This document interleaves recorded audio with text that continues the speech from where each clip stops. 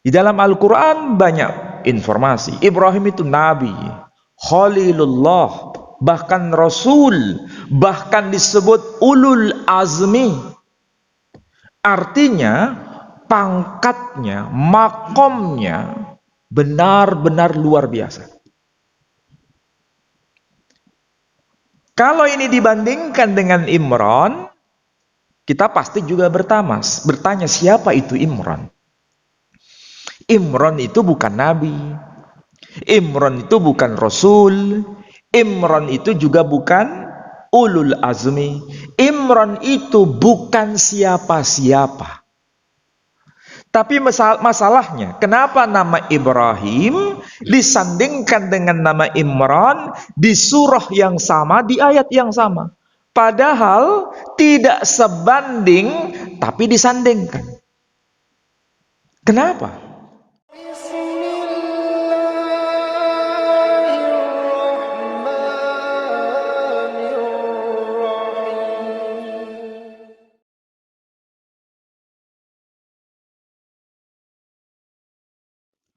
Assalamualaikum warahmatullahi wabarakatuh. Waalaikumsalam warahmatullahi wabarakatuh.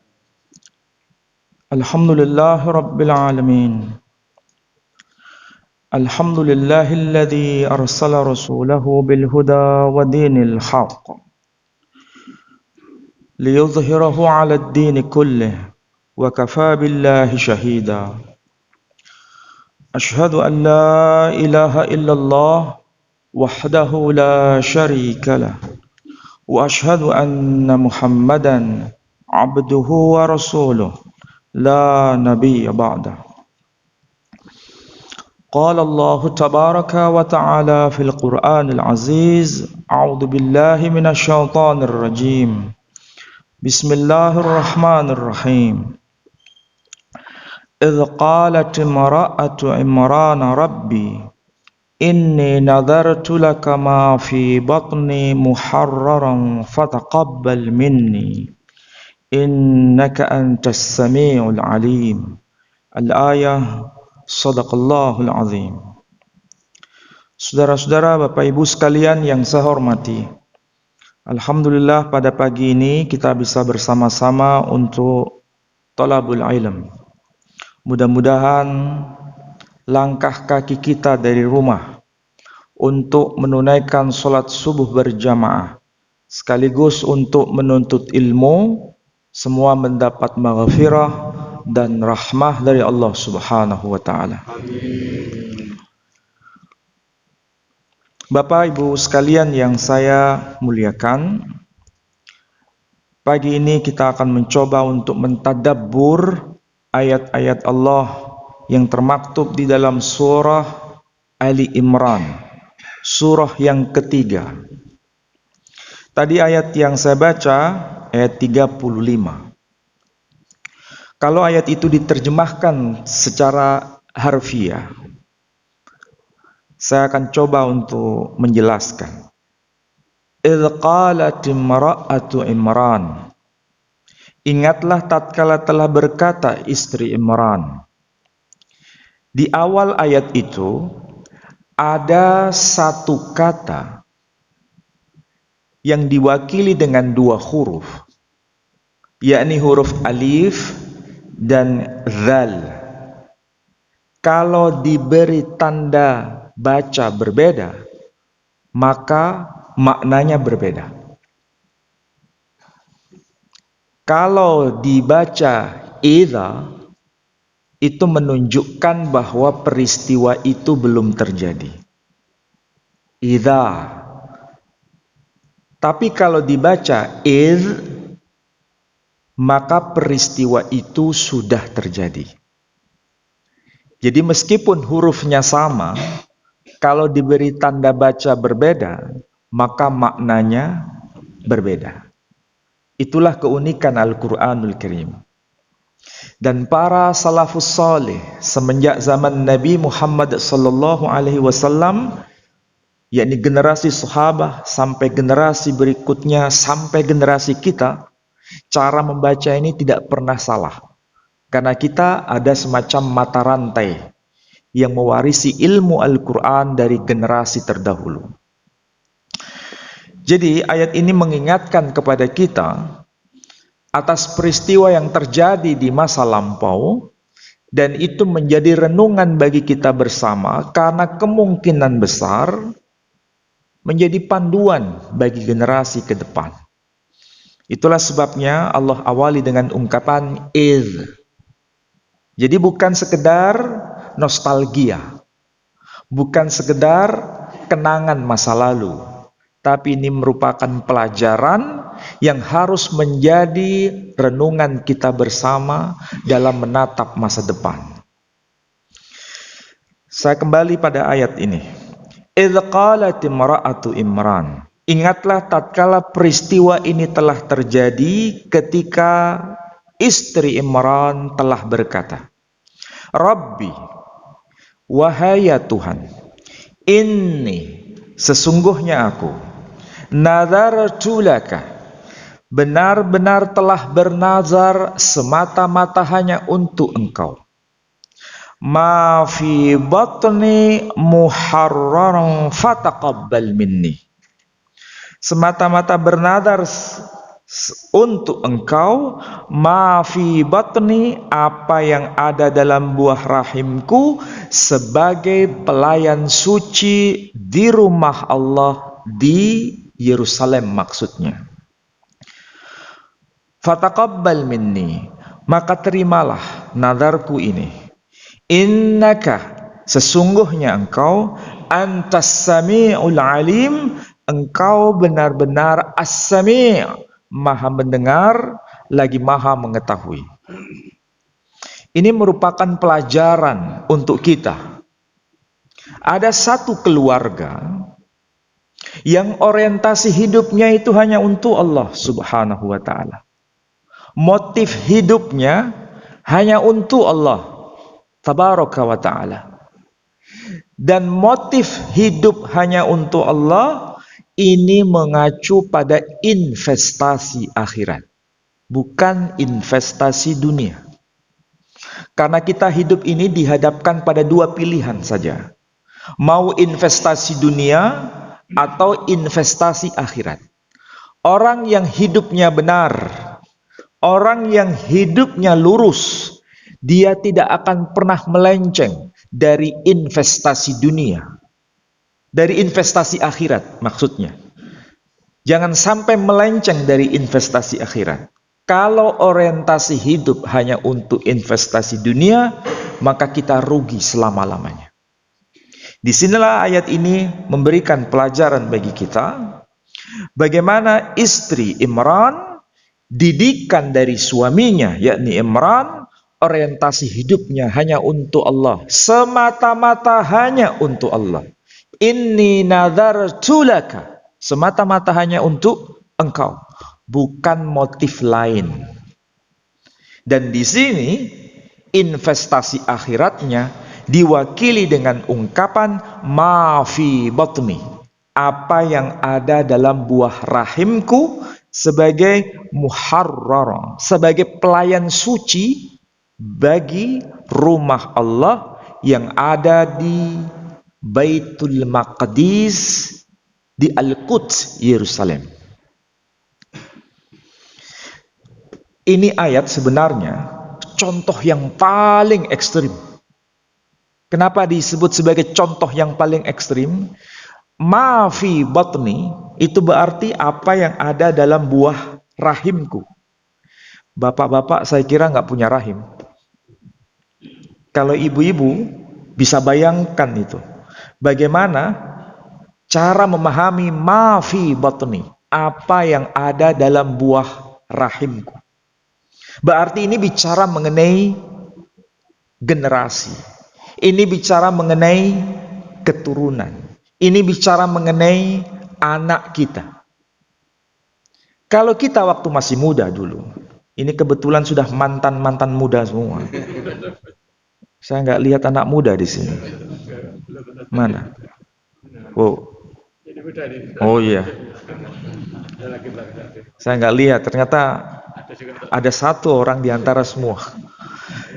waktu masih muda ya dan sudah bekerja, bisa cari harta. Harta itu dikumpulkan dalam rangka untuk menumpuk harta dalam tanda kutip, itu pasti sesuatu yang amat dicintai dan itu pasti miliknya. Dan itu dicari dengan tetesan keringat, ibarat tetesan darah. Jadi harta yang dikumpulkan pada saat kita muda, atau saudara-saudara yang masih punya pengalaman sekarang mencari kehidupan dunia, masih muda, itu pasti sangat dicintai dan itu miliknya. Itu wajar. Tetapi bila kalau sudah punya pasangan hidup, sudah punya istri atau sudah punya suami, maka cinta kita itu terbagi. Rasa kepemilikan itu terjadi. Jadi ada dua hal penting. Ada rasa kepemilikan dan ada cinta di situ. Ketika sudah punya pasangan hidup, rasa kepemilikan itu terbagi dan kemudian cintanya juga terbagi. Seandainya pasangan hidup kita itu masuk ke rumah sakit, misalnya, maka lebih baik harta kita berkurang demi kesembuhan pasangan hidup kita. Sahih? Benar? Iya. Itulah kemanusiaan kita. Jadi cinta kita itu pasti melebihi cinta kita kepada harta karena lebih mencintai pasangan hidup kita itu. Tapi coba perhatikan, seandainya, dan kita sudah punya pengalaman, kalau kita sudah punya keturunan, punya anak kandung yang lahir dari benih kita sendiri, kalau ibu-ibu yang lahir dari rahimnya sendiri, maka pasti anak itu sangat dicintai dan rasa kepemilikannya itu melebihi pada pasangan hidup maupun harta yang dia punya. Betul atau tidak?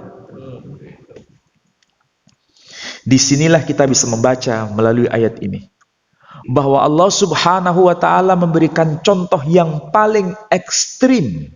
Maksudnya rasa kepemilikan yang paling ekstrim, rasa cinta yang paling ekstrim di sini berkaitan dengan keturunan itu. Kalau anak saja dipersembahkan hanya untuk Allah Subhanahu wa ta'ala, maka selain itu sudah lewat. Harta sudah pasti. Yang lain-lain sudah pasti. Yang ekstrim, yang level tertinggi sudah dipersembahkan kepada Allah Subhanahu wa ta'ala, apalagi yang lain. Dari sinilah kita bisa membaca. Membaca apa? Pelajaran penting di ayat ini. Ayat sebelumnya lebih menarik lagi, dan itu menjadi pengantar sebetulnya. Ayatnya berbunyi, Innallaha astafa Adama wa Nuha wa ala Ibrahim wa ala Imran 'alal alamin. Sesungguhnya Allah telah memilih Adam dan Nuh dan juga keluarga Ibrahim serta keluarga Imran. Allah memilihnya sesuai zaman mereka masing-masing. Saya tidak akan bahas semua itu, tapi yang bagian akhir itu menjadi konsentrasi kita. Disebutkan wa ala Ibrahim wa ala Imran, yakni keluarga Ibrahim dan keluarga Imran. Pertanyaannya sekarang, siapa itu Ibrahim?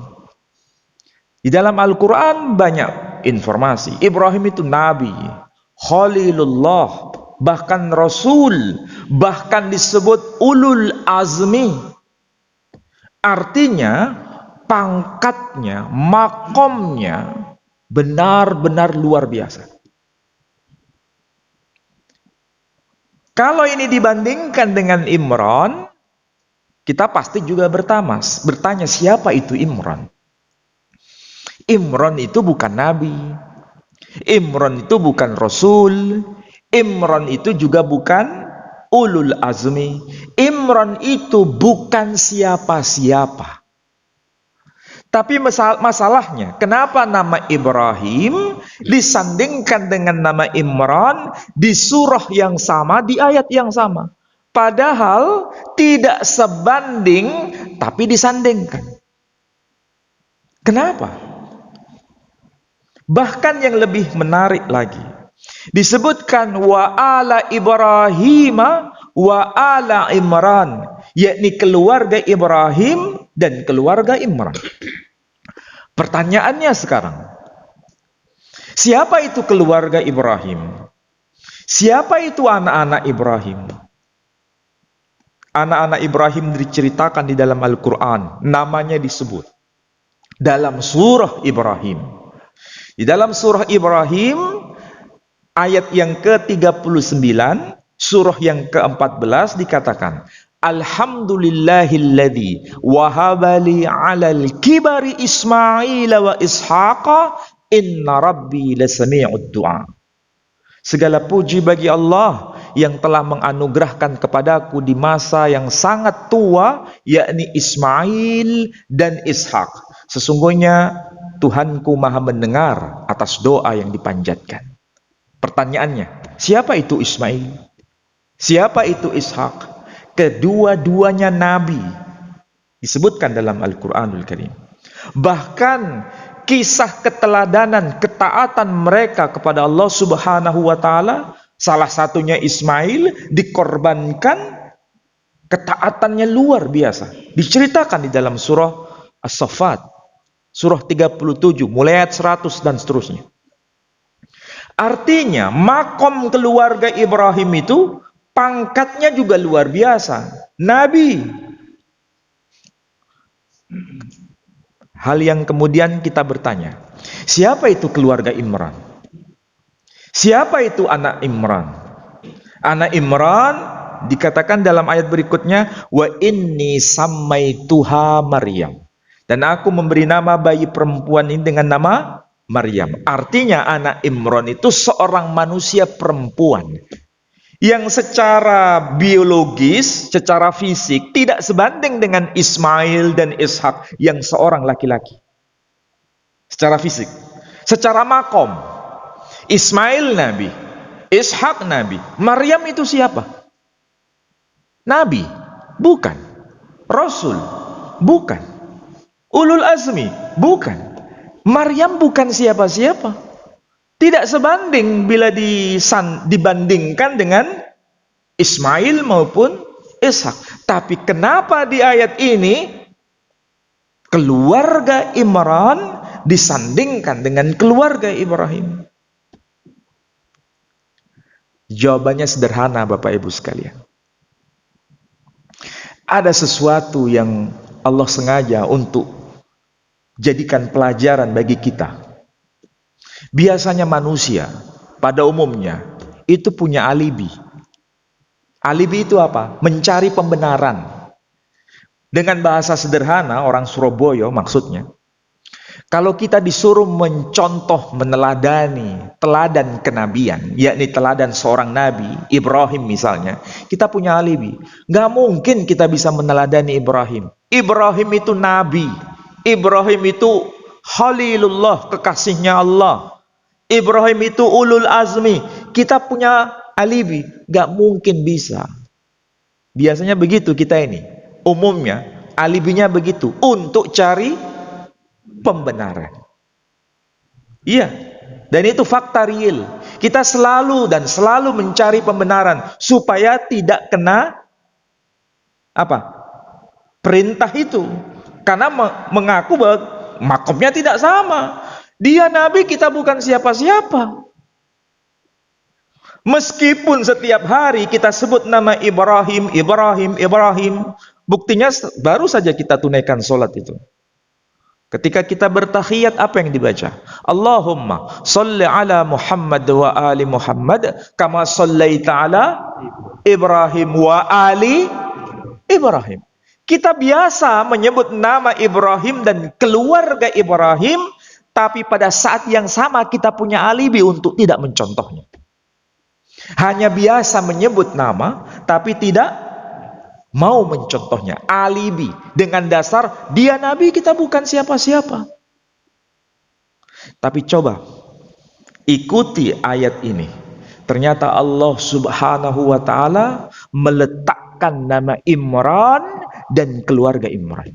Imran itu siapa? Imran bukan siapa-siapa. Anaknya Imran, keluarga Imran itu siapa? Dia bukan siapa-siapa.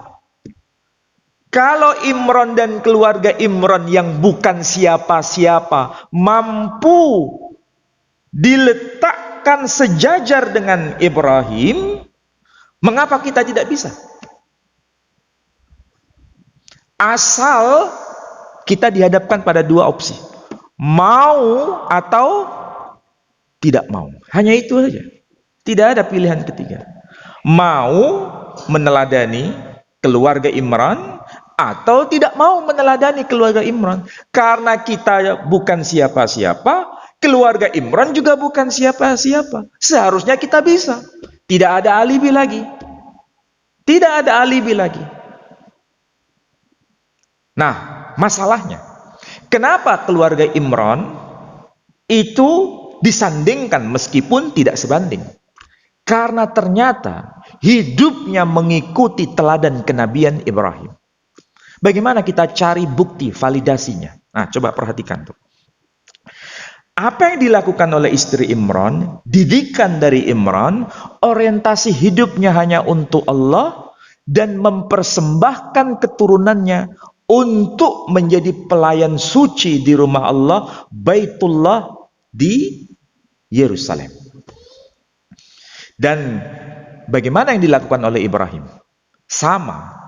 Ibrahim juga sama. Tapi bukan Baitullah di Yerusalem, tapi Baitullah di Makkah Al-Mukarramah. Tapi dua-duanya kiblat. Panjenengan dulu atau yang akan berangkat haji maupun umrah itu pasti nanti akan sholat di Masjid Kiblatain. Artinya apa? Masjid dua kiblat. Karena itu menunjuk pada dua Baitullah. Baitullah yang ada di Makkah dan Baitullah yang ada di Yerusalem. Yang di Yerusalem sudah dimansuh, tidak berlaku lagi. Tetapi itu kiblat yang benar, tapi sudah tidak berlaku. Dan yang terus berlaku adalah di Makkah Al-Mukarramah. Nah, konteks ayat ini, istri Imran, keluarga Imran itu adalah berasal dari kalangan Bani Israel, bukan Bani Ismail. Bani Israel mengikuti syariat hukum Musa. Bani Ismail nanti mengikuti syariat Nabi Muhammad SAW. Nah, bagaimana validasinya? Apakah Ibrahim juga telah meneladankan itu? Jawabannya iya. Dalam surah Al-Baqarah, surah kedua ayat 127 dikatakan, wa idh yarfa'u Ibrahimul qawa'ida minal baiti wa Ismail. Nah, coba. Di situ dikatakan wa idh yarfa'u Ibrahimul qawa'ida minal baiti wa Ismail. Arti harfiahnya, dan ingatlah tatkala Ibrahim menegakkan pondasi rumah Allah bersama sang putra yakni Ismail. Panjenengan boleh membaca Ibrahim, boleh membaca Ibrahim. Kalau Al-Quran biriwayah Syu'bah, biriwayah Hisham menyebutkan bukan wa idh yarfa'u Ibrahim, tapi wa idh yarfa'u Ibrahim. Jadi mau dibaca Ibrahim, mau dibaca Ibrahim, maksudnya sama. Tapi kebanyakan kita nama itu namanya Ibrahim atau Ibrahim. Ibrahim. Jarang diantara kita namanya Ibrahim. Padahal dua-duanya itu benar, itu Al-Quran. Karena kita mengenal qiraah sab'ah. Jadi mau dibaca Ibrahim benar, mau dibaca Ibrahim juga benar. Jangan jadi orang kagetan dan gampang menyalahkan tanpa dasar. Kalau dasarnya benar, meskipun ada alternatif, pilihan itu sahih. Yang penting ada dasar. Jadi mau dibaca Ibrahim, mau dibaca Ibrahim di dalam sholat, benar. Dan kalau disebut nama Ibrahim, ini nyambung dengan bahasa sebelum ketika Quran diturunkan, yakni Abraham. Jadi Ibrahim, Abraham. Jadi personnya itu satu. Jangan ribut soal mana yang betul, Abraham atau Ibrahim. Saya tanya sekarang sederhana. Kalau seandainya ada orang non-muslim, kemudian masuk menjadi muslim, namanya perlu nggak Abraham diubah jadi Ibrahim? Hah? Perlu nggak? Kalau kita nggak ngerti qiraah sab'ah, langsung dikatakan nama Abraham itu nama yang tidak benar, tidak islami. Harus diganti menjadi Ibrahim supaya islami. Kira-kira kalau jawaban begini salah atau betul? Salah. Quran sudah memberikan petunjuk bahwa Ibrahim itu adalah nama yang betul dengan dialek yang berbeda. Sama-sama bahasa Arab, tapi disapa Ibrahim atau Ibrahim. Sementara Abraham itu adalah nama Ibraninya. Jadi antara Ibrani dan Arab itu satu keluarga. Ibaratnya kalau di sini ada yang orang Bali sama orang Jawa. Orang Jawa menyebut telapak kaki ini atau kaki ini ceker. Orang Jawa ya. Kalau orang Bali tidak mengatakan ceker, cokor. Orang Bali. Makanya kalau bangsawan itu disebut cokorde. Kenapa? Karena kita menyentuh kakinya.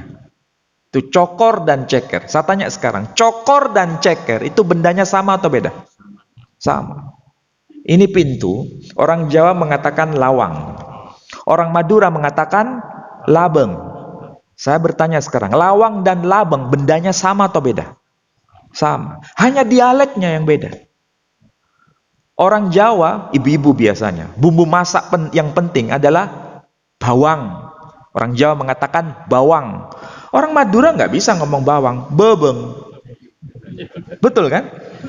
Jadi pertanyaannya sekarang, bawang dan bebeng itu bendanya sama atau beda? Sama. Begitu juga mengenai nama Ibrahim yang sama-sama Quran nih. Jangan berkata Ibrahim dan Ibrahim itu tidak sama.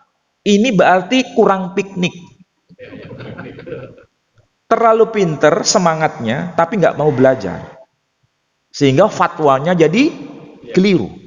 Padahal itu Quran. Ibrahim. Sama-sama bahasa Arab. Selain bahasa Arab, ada yang namanya bahasa Ibrani. Orang Ibrani, orang Yahudi nggak bisa ngomong Ibrahim, Abraham. Nggak bisa ngomong Ismail, tapi Yishmael. Nggak bisa ngomong Israel, tapi Yisrael. Nggak bisa ngomong Babil, tapi Babel. Nggak bisa ngomong Jibril, tapi Gabriel. Di Quran, boleh dibaca Jibril, boleh dibaca Jibrail. Bukan Jibrail, tapi Jabrail. Jadi Jibril, Jabrail, Gabriel. Inilah kalau kita paham Al-Quran. Jadi panduan hidup. Oke, kembali ke sini. Jadi, apakah betul Ismail itu dipersembahkan untuk investasi akhirat oleh Ibrahim? Jawabannya iya. Di ayat itu 127. Itu bukti tindakan keluarga Imran dan tindakan keluarga Ibrahim itu 11-12. Tindakannya. Sekarang perkataannya. Apa yang dikatakan oleh istri Imran, keluarga Imran ini? Fataqabbal minni innaka antas sami'ul alim. Maka terimalah, kabulkanlah. Innaka antas sami'ul alim. Sesungguhnya engkau maha mendengar lagi maha mengetahui. Ini ucapan keluarga Imran, istri Imran, didikan dari Imran. Persis atau tidak seperti yang diucapkan oleh Ibrahim? Jawabannya persis. Ibrahim berkata, Rabbana taqabbal minna innaka antas sami'ul alim. Sama atau beda? Sama. Jadi karena tindakan dan ucapannya itu sama, meskipun mereka itu tidak sebanding tapi disandingkan. Maukah kita hidup seperti ini? Ya semua mau, tapi kalau hanya sekedar lisan, gampang diucapkan. Tapi prakteknya tergantung dari kemauan kita ini yang kuat. Jadi nggak ada alibi lagi itu, nggak ada alibi. Yang penting mau mengikuti jalan kenabian atau tidak. Sebagaimana Imran, keluarga Imran, bukan siapa-siapa, karena hidupnya mengikuti teladan kenabian, disandingkan dengan Nabi, meskipun tidak sebanding makomnya. Kita pun juga sama. Manusia itu ya tadi, alibinya itu terlalu kuat. Untuk cari pembenaran itu terlalu kuat. Yang penting hanya lisannya, tindakannya enggak. Padahal itu yang selalu ditegur dalam Al-Quranul Karim. Ya ayyuhalladzina amanu lima taquluna ma la taf'alun. Kita sering itu mengucapkan nama Ibrahim, tapi tindakannya ikuti Ibrahim atau tidak? Enggak. Dikritik oleh Allah, wahai orang-orang yang beriman, mengapa engkau mengatakan sesuatu tapi nggak nyambung dengan perbuatanmu? Nah coba, kita sering menyebut nama itu, tapi perilaku kita nggak nyambung dengan itu. Kita terjebak pada syariah. Syariah dalam arti hanya kulitnya, tetapi nggak sampai pada hakikat memahami syariah itu. Jadi maknanya hilang, makna memahami syariatnya itu hilang. Pokoknya gugur kewajiban, setelah itu selesai. Makanya orientasi hidup itu hanya untuk investasi akhirat. Saya kasih contoh yang sederhana, karena ini senior-senior semua, gampang. Kita ini setiap hari minimal parkir sepeda motor, minimal parkir mobil.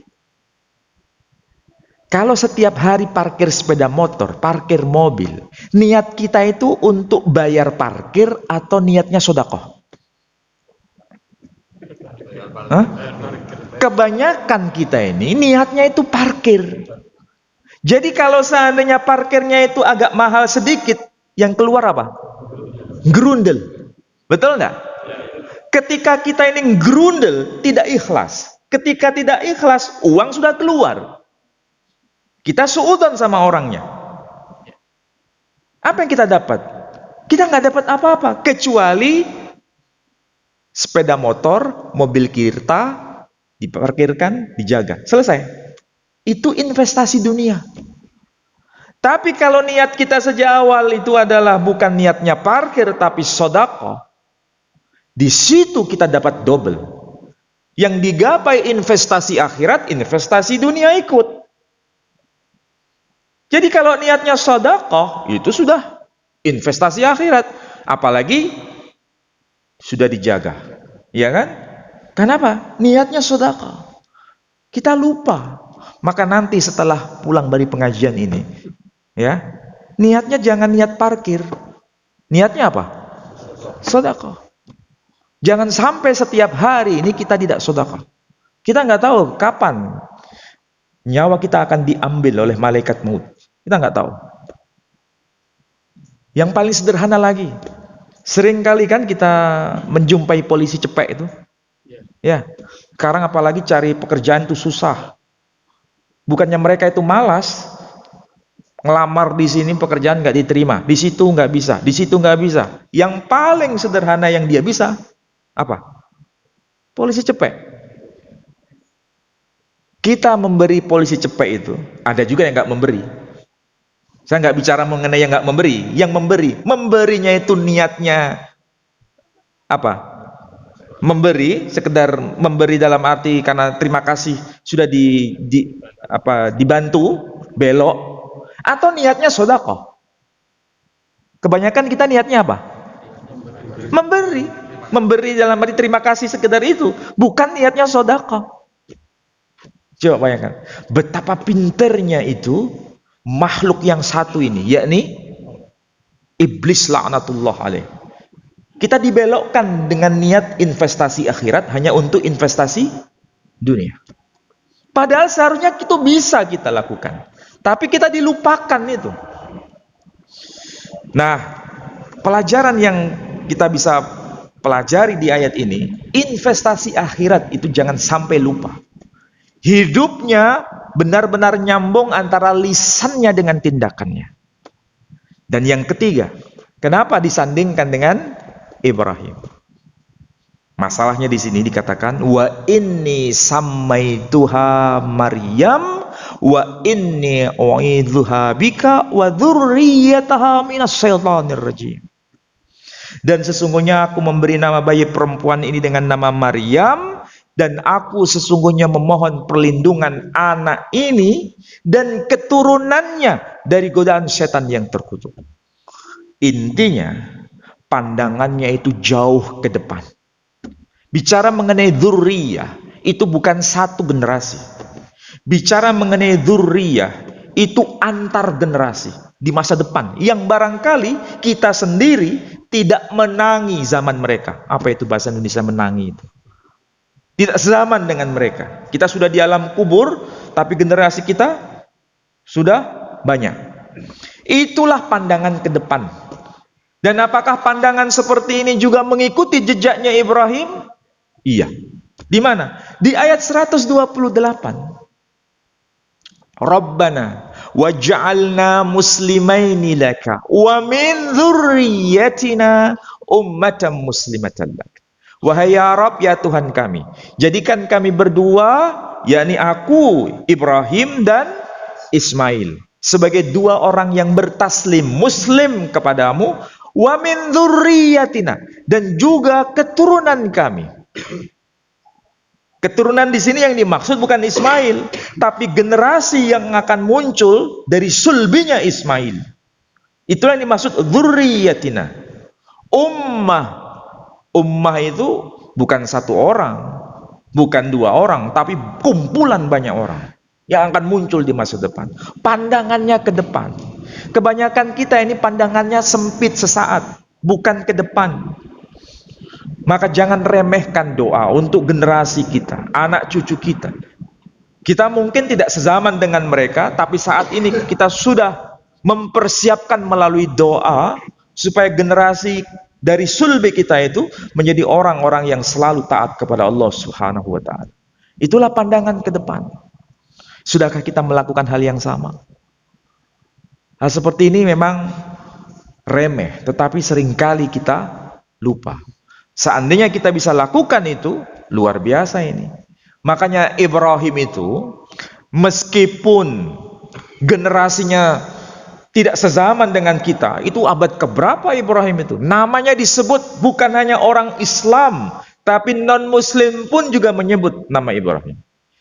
Kalau kita setiap hari sudah sebut itu, Allahumma salli ala Muhammad wa ali Muhammad kama sallaita ala Ibrahim wa ali Ibrahim ila akhirih.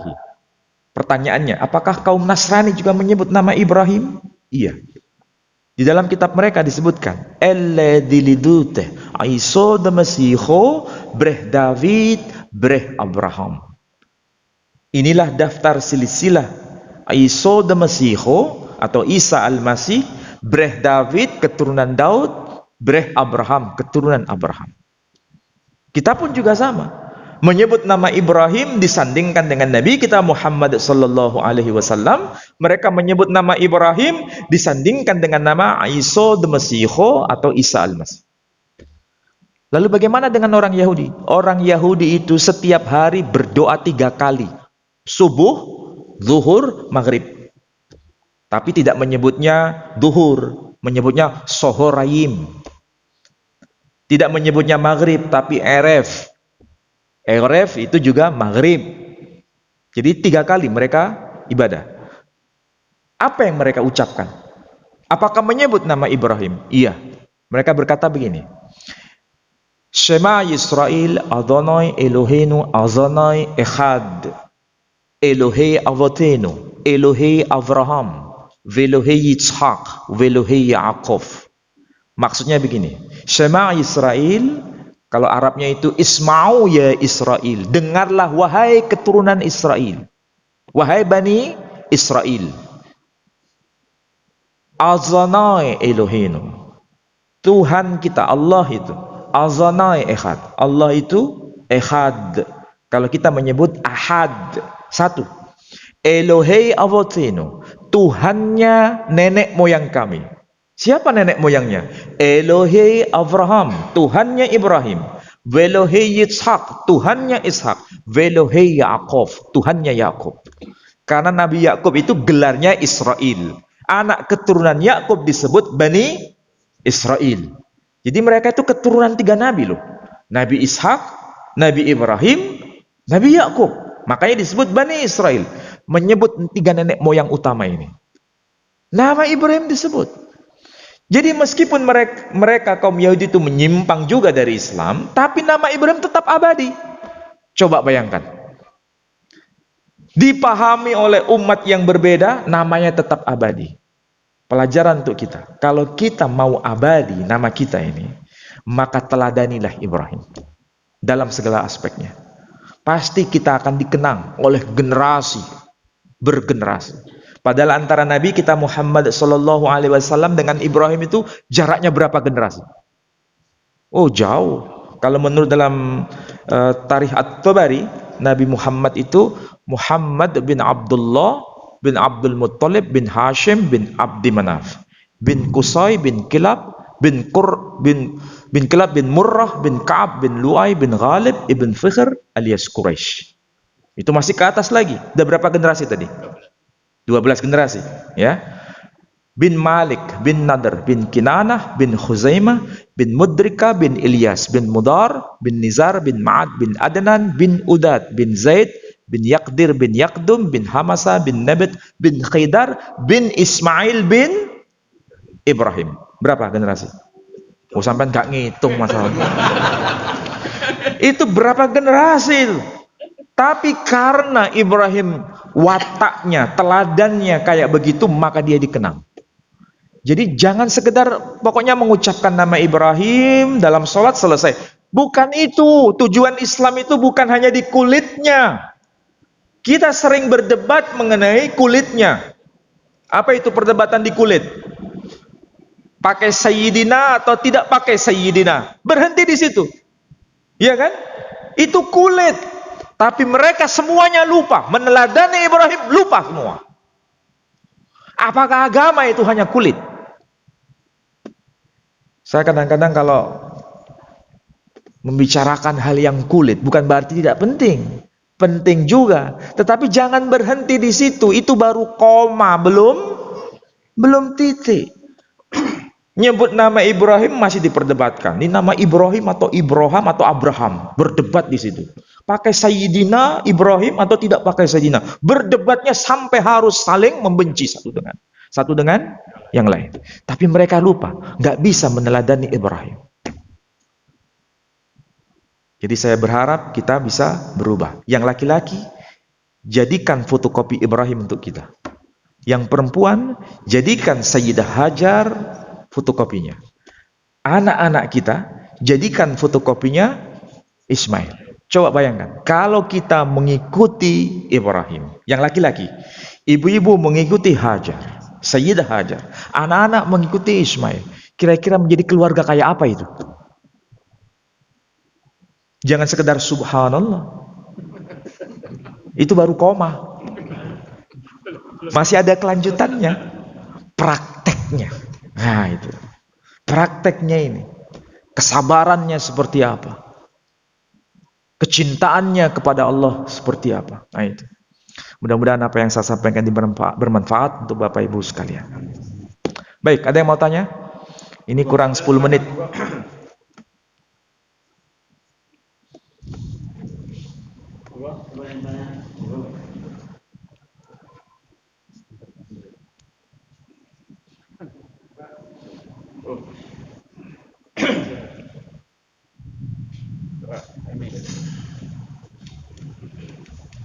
Bismillahirrahmanirrahim. Assalamualaikum warahmatullahi wabarakatuh.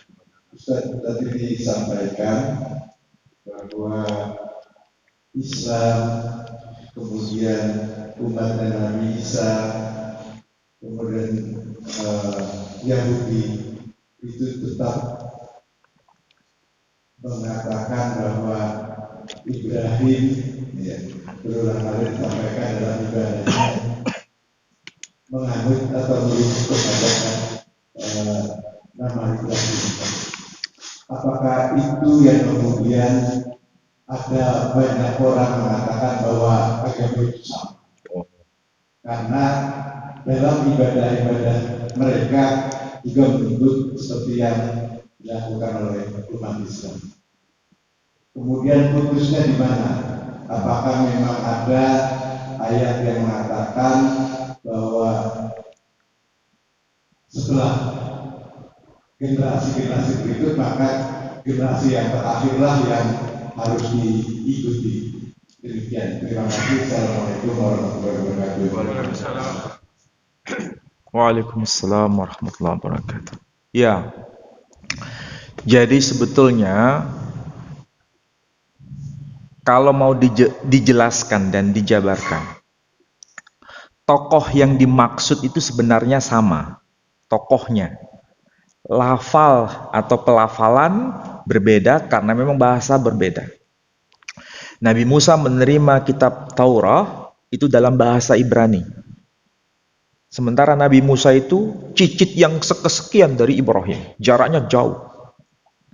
Nabi Muhammad SAW itu menerima wahyu dalam bahasa Arab. Jaraknya berapa generasi tadi? Sangat jauh. Jadi munculnya dua versi pelafalan nama Ibrahim, Abraham itu wajar dari sisi bahasa. Oke. Yang kedua, apakah nama Ibrahim atau Abraham atau Ibrahim yang dilestarikan oleh masing-masing agama di sekitar kita ini, khususnya Yahudi, Nasrani, dan Islam itu menunjukkan bahwa agama semua sama? Nah, ini harus hati-hati. Kalau dikatakan semua agama itu sama, ini keliru, tidak tepat. Tapi kalau asal usulnya sama, itu baru benar. Asal usulnya, ya, asal usulnya sama, itu benar. Tetapi Islam datang itu untuk menyempurnakan dari yang sebelumnya, sekaligus mengoreksi dari kekeliruan sebelumnya. Berarti kalau begitu sama atau beda? Beda. Ya. Jadi kalau asal usulnya baru sama karena memang dari Allah Subhanahu wa taala. Tapi risalah Nabi kita Muhammad sallallahu alaihi wasallam itu adalah risalah penutup yang menyempurnakan dari risalah sebelumnya dan sekaligus mengoreksi. Hati-hati, mengoreksi. Betulkah? Ini suara apa ini? Oh ya. Betulkah mengoreksi risalah Nabi kita Muhammad sallallahu alaihi wasallam? Jawabannya iya. Dari mana kita bisa validasi? Begini, contoh sederhana. Tadi saya baca ayat di dalam Al-Qur'an, yakni surah Ibrahim, surah ke-14 ayat 39. Dikatakan apa? Alhamdulillahilladzi wahabali 'alal kibari Ismaila wa Ishaqa inna rabbi lasami'ud du'a. Segala puji bagi Allah yang telah menganugerahkan kepadaku di masa yang sangat tua, yakni Ismail dan Ishak. Sesungguhnya Tuhanku Maha mendengar atas doa yang dipanjatkan. Jadi yang pertama disebut Ismail, yang kedua disebut Ishak. Sementara dalam kitab sebelumnya yang sampai hari ini dapat kita baca dalam Bible atau dalam kitab Tanakh, Torah, Nevi'im, Ketuvim, kitabnya Yahudi, kalau Bible kaum Nasrani. Apakah betul disebutkan nama anak Ibrahim yang utama itu? Yang utama itu. Dua orang itu disebutkan? Jawabannya, iya, disebutkan. Tetapi apakah sama cara penyebutannya? Beda. Di dalam kitab di luar Quran ini disebutkan Bnei Abraham, Yitzhak, wa Ismail. Nama anak-anak Ibrahim yakni Ishak dan Ismail. Coba perhatikan nih. Kalau begini posisinya, kemudian dibalik begini, berarti sama atau beda? Beda. Beda. Jadi kalau diletakkan berbeda, berarti ada tujuan yang berbeda. Mana yang lebih senior, mana yang lebih junior. Mana yang lebih duluan, mana yang lebih akhir. Quran datang untuk mengoreksi itu. Jadi yang betul bukan Ishak dan Ismail, tapi Ismail dan Ishak. Itulah sebabnya di dalam Al-Quran, siapa yang dikorbankan? Ismail. Menurut mereka siapa yang dikorbankan? Ishak. Itulah Quran memberikan koreksi. Ya. Jadi sekali lagi asal usul sama, tetapi bukan berarti semua agama sama. Kalau semua agama sama, untuk apa kita bertahan dalam keislaman ini? Untuk apa kita bertahan dan memilih Islam ini sebagai jalan hidup kita? Toh semua agama sama. Nah, disitulah kecacatan cara berpikir yang mengatakan semua agama sama. Oke, saya kira jelas di situ ya. Baik.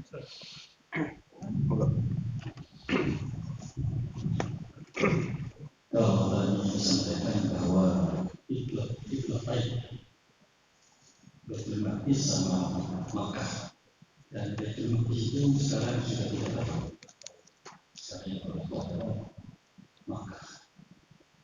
Kalau tadi juga disampaikan bahwa mari kita contoh Nabi Ibrahim atau kisah atau teladannya Nabi Ibrahim, sebagaimana keluarga Ibrahim mencontoh Ibrahim perilakunya. Lalu bagaimana ketika ada Nabi Rasulullah SAW? Oh. Apakah yang ketiga ini konsentrasinya kepada Ibrahim atau kepada Rasulullah Muhammad? Ya. Jadi maksudnya kalau mengikuti apa yang termaktub dalam Al-Quran pembahasan kita, itu contoh konkretnya pada Ibrahim.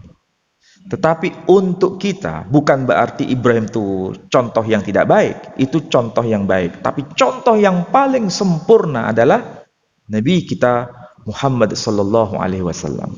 Kalau Ibrahim itu disebut Abul Anbiya, maka Nabi kita Muhammad sallallahu alaihi wasallam disebut Khataman Nabiyyin. Jadi uniknya di dalam Al-Quran, dua orang ini disebutkan sebagai uswah. Unik itu, disebutkan sebagai uswah. Tetapi Nabi kita Muhammad SAW itu menutup semua dari risalah kenabian. Jadi yang paling kita jadikan acuan nomor satu memang Nabi Muhammad SAW. Itulah sebabnya meskipun itu menjadi acuan, itulah sebabnya kenapa Nabi kita Sallallahu Alaihi Wasallam disandingkan juga dengan Ibrahim, karena dia juga fotokopinya Ibrahim. Bahkan secara fisik fotokopinya sama. Luar biasa itu. Jadi kita kaum muslimin mengikuti Nabi Muhammad Sallallahu Alaihi Wasallam sebagai panduan. Tapi bukan berarti kita nggak boleh mencontoh Musa, nggak boleh mencontoh Ismail, nggak boleh mencontoh Ibrahim. Dari semua teladan nabi-nabi semua itu kalau bahasa Surabaya tumplek-blek di dalam diri Nabi Muhammad Sallallahu Alaihi Wasallam. Sama seperti kalau kita membaca Al-Quranul Karim, itu ibaratnya sama membaca kitab-kitab suci sebelum Al-Quran. Di dalam Al-Quran ada Taurat, di dalam Al-Quran ada Injil, di dalam Al-Quran ada Zabur. Diri Nabi Muhammad Sallallahu Alaihi Wasallam ada teladan dari Musa yang menerima kitab Taurat. Dalam diri Nabi kita Muhammad Sallallahu Alaihi Wasallam ada teladan Nabi Isa yang menerima kitab Injil. Nah, seperti itu maksudnya. Ya. Mudah-mudahan apa yang saya sampaikan ini bermanfaat. Saya diperingatkan tadi jam 5:30. Nggak boleh lebih. Mudah-mudahan apa yang saya sampaikan ini bermanfaat bagi Bapak Ibu sekalian, dan yang penting bukan sekedar mendengar dari kanan ke kiri, tapi praktek hidup itu yang lebih penting. Saya tutup dengan doa penutup majelis. Subhanakallahumma wa bihamdika asyhadu an la ilaha illa anta astaghfiruka wa atubu ilaik. Wassalamualaikum warahmatullahi wabarakatuh.